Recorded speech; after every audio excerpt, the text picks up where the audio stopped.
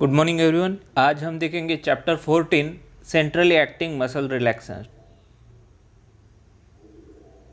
तो फर्स्ट हम देखते हैं what is centrally acting muscle relaxants. The muscle relaxants drugs can effective reduce the rigidity of muscles without affecting the consciousness and normal voluntary movement of muscles. तो muscle relaxant drugs जो होते हैं ये क्या करते हैं, मसल्स की जो रिजिडिटी है उसको रिड्यूस करते हैं effectively without affecting consciousness. Means जो पेशेंट है उसका कॉन्शियसनेस को लॉस किए बिना ये ड्रग उनके मसल्स की रिजिडिटी को इफेक्टिवली रिड्यूस करने का काम करता है, as well as normal voluntary movement of muscles. जो नॉर्मल वॉलेंटरी मूवमेंट है मसल्स का जो है उसे भी विदाउट अफेक्टिंग ये उसका सिर्फ रिजिडिटी रिड्यूस करने का काम करते हैं। This condition prove to be valuable for surgeon during operative procedures for achieving satisfactory muscle relaxation.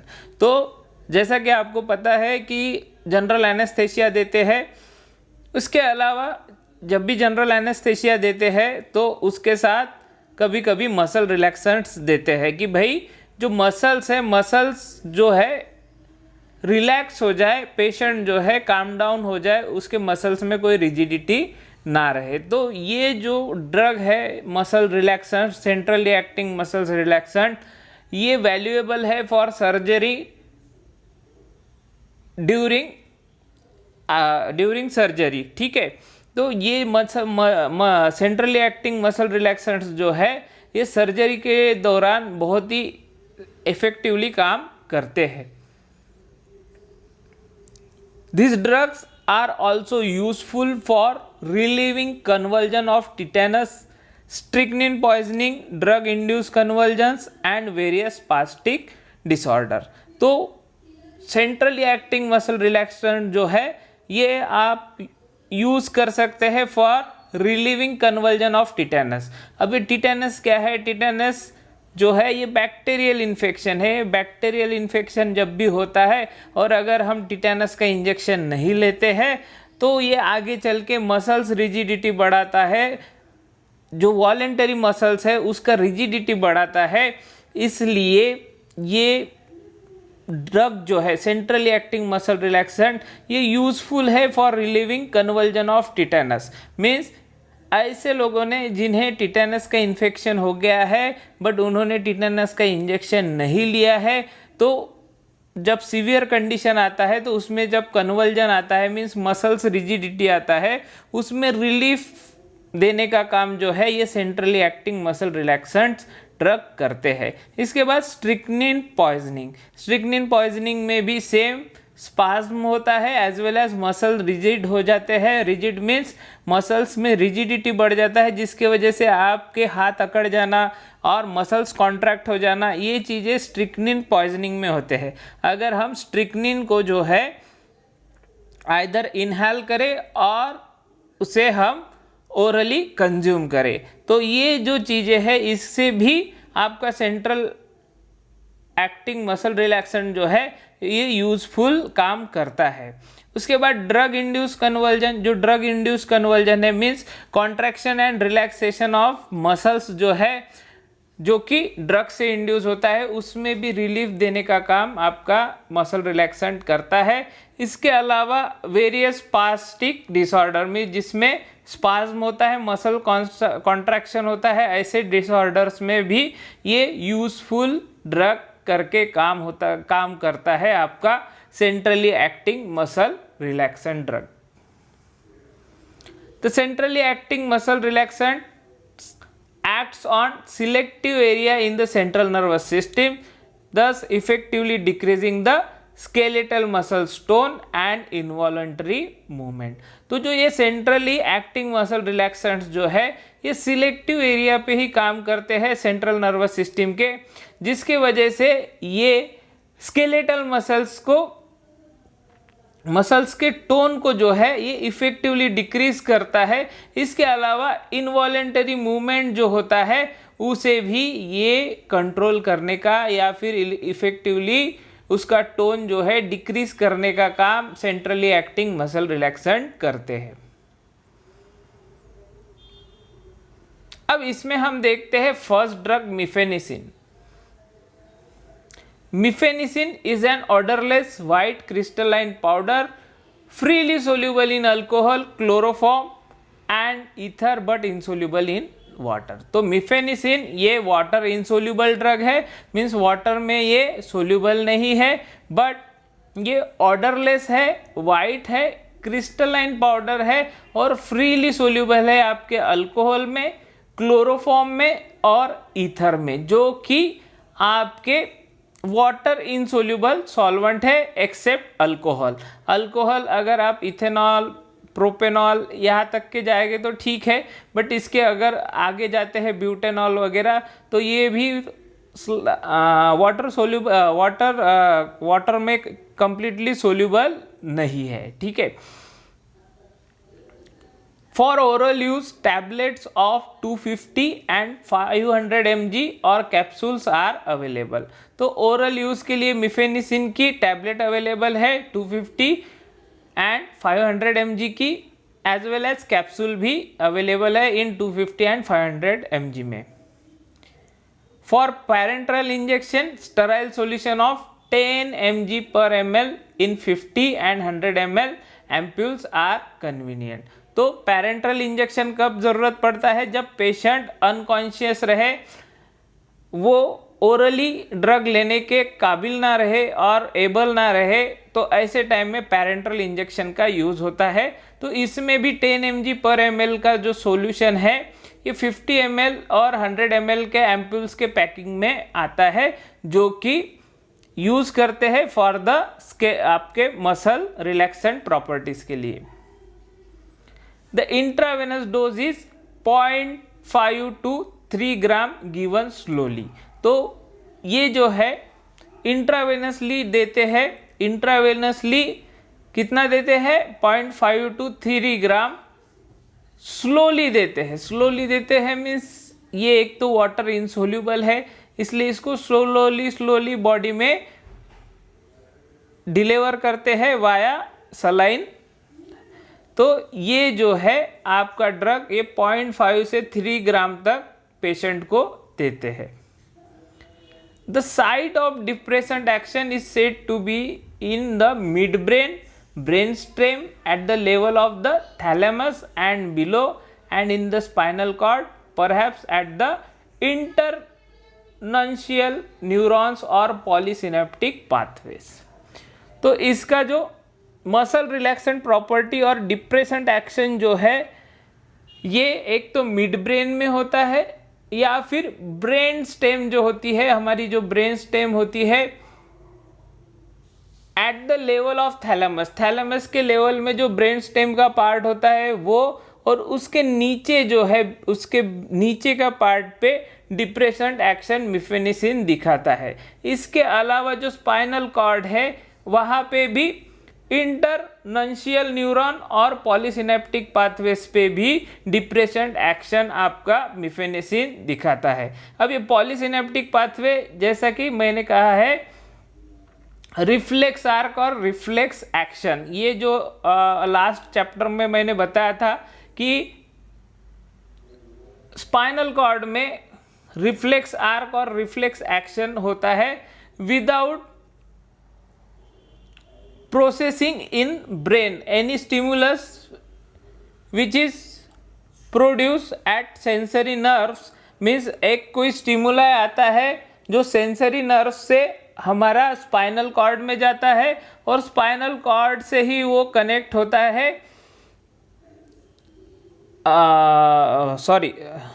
Sensory nerve जो होता है जो स्पाइनल कॉर्ड से कनेक्ट होता है, और ये स्पाइनल कॉर्ड से जो स्टिमुलाई है वो ब्रेन तक नहीं जाता, बट कि वहीं से मोटर नर्व्स के तरफ चला जाता है और वहाँ से हमको रिफ्लेक्स एक्शन मिलता है। तो ये रिफ्लेक्स एक्शन को ही पॉलीसिनेप्टिक पाथवे या फिर इंटरनंशियल न्यूरॉन्स भी हम बोलते हैं। तो इस सब पे ये डिप्रेसेंट एक्शन आपका मिफेनिसिन दिखाता है, जिसकी वजह से मसल कॉन्ट्रैक्शन जो है ये नहीं हो पाता। Mephenesin does not block the neuromuscular transmission. तो न्यूरोमस्कुलर ट्रांसमिशन जो है इसको मिफेनिसिन ब्लॉक नहीं करता। It antagonizes strychnine conversion as it has a selective action on exaggerated reflex activity। तो स्ट्रिक्निन कन्वर्जन जैसा कि आपको पता है कि मसल्स कॉन्ट्रैक्शन हो जाता है ड्यूरिंग स्ट्रिक्निन कन्वर्जन, तो ये एंटागोनिस्ट करके काम करता है आपका मिफेनिसिन और एक्सागरेटेड रिफ्लेक्स एक्टिविटी को कम करने का काम ये करता है। Mephenesin also controls epileptic seizure within 30 second. तो अगर इपिलेप्सी के सीजर्स आते हैं और कन्वर्जन आते हैं तो मिफेनिसिन वो पेशेंट को अगर हम देते हैं तो विद इन 30 सेकेंड उसके सीजर कंट्रोल में आ जाते हैं। Seizure nothing but a synonym of convulsion. तो इपिलेप्टिक कन्वर्जन बोलिए, इपिलेप्टिक सीजर जो है ये 30 सेकंड्स के अंदर कंट्रोल हो जाते हैं अगर हम पेशेंट को मिफेनिसिन देते हैं। Mephenesin has a central sedation action and has been found to be use in certain psychotic states. तो मिफेनिसिन जैसा कि सेंट्रली एक्टिंग मसल रिलैक्सेंट है तो इसका सिडेटिव एक्शन भी है, जिसकी वजह से सर्टेन साइकोटिक स्टेट्स में इसको भी यूज करते हैं as a treatment of drug.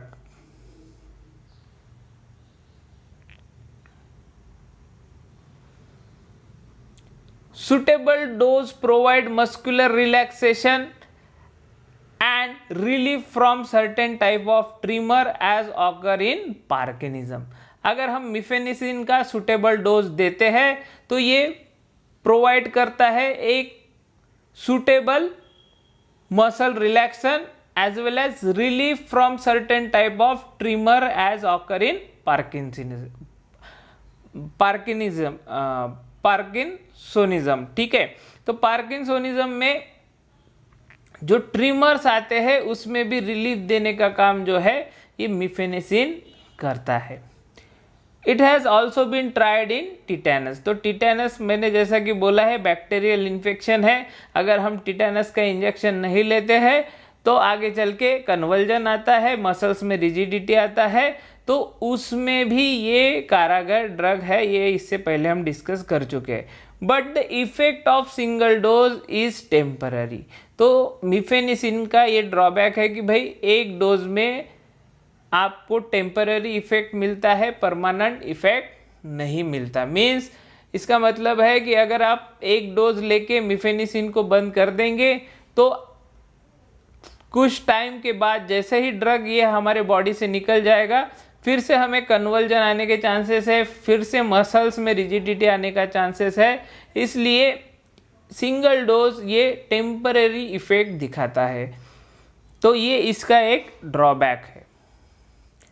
Mifenicin possesses an analgesic action which with the antispasmodic action is responsible for the marked relief.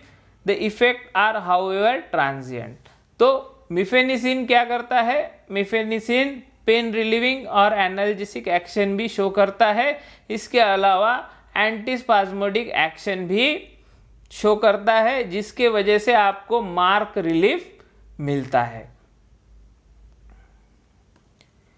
It can be used to obtain muscular relaxation in surgical anesthesia but is not quite satisfactory for this purpose. तो mephenesin जैसा कि हमने बोला था कि भाई muscle relaxation देता है इन सर्जिकल एनेस्थेशिया। जब हम सर्जिकल एनेस्थेशिया देते हैं तो मसल रिलैक्सेशन के लिए मिफेनिसिन का भी यूज़ करते हैं, बट इतना सेटिस्फैक्ट्री इसका muscle relaxation during surgical anaesthesia नहीं हो पाता। इसलिए जब भी हम लोग जनरल एनेस्थेशिया देते हैं उसमें मसल रिलैक्सेंट करके मिफेनिसिन को हम प्रेफर नहीं करते। Damage to vein and haemolysis have been reported. तो वेन्स को डैमेज होना, हेमोलिसिस होना, ये रिपोर्ट किया हुआ है कुछ डॉक्टर्स ने या प्रैक्टिशनर ने, इसलिए इसको यूज़ कम करते हैं। इसके अलावा untoward effects have been frequent, तो इसके अनटूवर्ड इफेक्ट्स जो है ये भी फ्रीक्वेंट है, इसके लिए मिफेनिसिन को थोड़ा सा अवॉइड करते हैं in certain kind of condition like surgical anaesthesia. इसके बाद जो पेशेंट ट्रीटमेंट ले रहा है मिफेनिसिन के में, उसमें वीकनेस आता है, निस्टैग्मस मीन्स आपका आँखों के जो आई बॉल्स होते हैं उसमें रैंडम मूवमेंट होने लगता है, डबल विजन का प्रॉब्लम होने लगता है, मस्कुलर इनकोऑर्डिनेशन होने का चांसेस इसमें दिखता है, specially in intravenous injection. In case of intravenous injection में ये चीज़ें दिखता है। जो पेशेंट को हम मिफेनिसिन इंट्रावेनसली देते हैं उसमें ये specially weakness, nystagmus, double vision या फिर मसल इनकोऑर्डिनेशन ये साइड इफेक्ट दिखाता है। उसके बाद हम आते हैं सेकंड ड्रग मिथोकार्बामोल पे। ठीक है, मिथोकार्बामोल पे आते हैं। It is a CNS depression traditionally suggest for use in acute painful musculoskeletal condition such as muscles tension and pain associated with anxiety states. तो मिथोकार्बामोल जो है ये CNS डिप्रेसेंट है और इसको ट्रेडिशनली सजेस्ट किया जाता था for use in acute painful musculoskeletal condition. जो मस्कुलोस्केलेटल कंडीशंस है, जो पेनफुल कंडीशन है बट एक्यूट है, ऐसा कंडीशन में एज अ CNS डिप्रेसेंट करके मिथोकार्बामोल को यूज किया जाता था। जैसा कि मसल्स टेंशन मीन्स मसल्स में रिजिडिटी आती है, पेन आता है, तो ऐसे छोटे छोटे चीज़ों के लिए मिथोकार्बामोल को यूज़ किया जाता था एज अ CNS डिप्रेशन। इसके अलावा pen associated with anxiety state में अगर पेन होता है तो उसमें भी मिथोकार्बामोल को प्रिस्क्राइब किया जाता था। The exact mechanism is not known, but it is thought that muscle relaxation is due to sedative property of the drug। तो इसका exact mechanism of action नहीं पता है, but ये centrally acting drug है, CNS depressant है, तो ये sedative property शो करता है जिसके वजह से ये muscle relaxant stage जो है ये देता है, इसलिए इसको हम centrally acting muscle relaxant drug बोलते हैं। The side effects are common as with other CNS depressant and include drowsiness, dizziness and light headedness. तो साइड इफेक्ट जो है ये कॉमन जैसे अदर CNS डिप्रेसेंट दिखाते हैं वैसा ही मिथोकार्बामोल भी दिखाता है, बट इसके अलावा ड्राउजीनेस मीन्स आलस आना, डिजीनेस मीन्स आपका जो कोऑर्डिनेशन है या फिर सर चकराना बोल सकते हैं, मोटर कोऑर्डिनेशन जो है ये बिगड़ जाना, आपको बराबर चलते आता नहीं, चलना मुश्किल हो जाना, ये सब चीज़ें इसमें दिखता है। As well as light headedness means आपका सर जो है ये हल्का हल्का लगना, ये सब चीज़ें जो है ये साइड इफ़ेक्ट आपको मिथोकार्बामोल में दिखते हैं, जो कि कॉमन साइड इफ़ेक्ट है आपके CNS डिप्रेसेंट के। इसके बाद आते हैं हम थर्ड ड्रग क्लोरसॉक्साजोन में। It also act as muscle relaxant by virtue of its CNS depressant effect।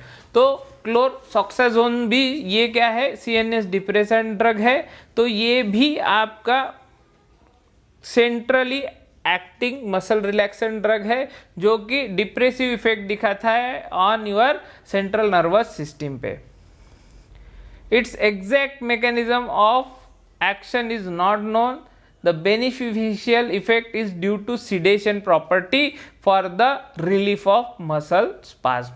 तो ये भी सेम हमारा मिथोकार्बामोल जो है उसके जैसा ही क्लोरसॉक्साजोन जो है ये इफेक्ट दिखाता है। मीन्स इसका सिडेटिव एक्शन हो सेंट्रली सिडेटिव एक्शन की वजह से आपको जो मसल स्पाज्म है उसमें रिलीफ मिलता है।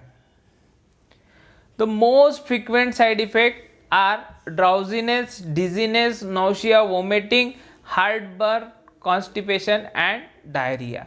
तो ये मोस्ट फ्रीक्वेंट साइड इफेक्ट है क्लोरसॉक्साजोन के, जिसमें आता है ड्राउजीनेस, इससे पहले मैं बता चुका हूँ कि भाई आलस आना, डिजीनेस मीन्स आपका मोटर कोऑर्डिनेशन बिगड़ जाना, आपको चक्राए जैसा फील होना, नौशिया जी मचलना, वोमिटिंग उल्टी, हार्टबर्न मीन्स एसिडिटी में जैसा चेस्ट पेन होता है वैसा, उसके अलावा कॉन्स्टिपेशन एंड डायरिया। कभी कॉन्स्टिपेशन भी होता है या फिर कभी डायरिया भी होता है कुछ पेशेंट में क्लोरसॉक्साजोन के वजह से।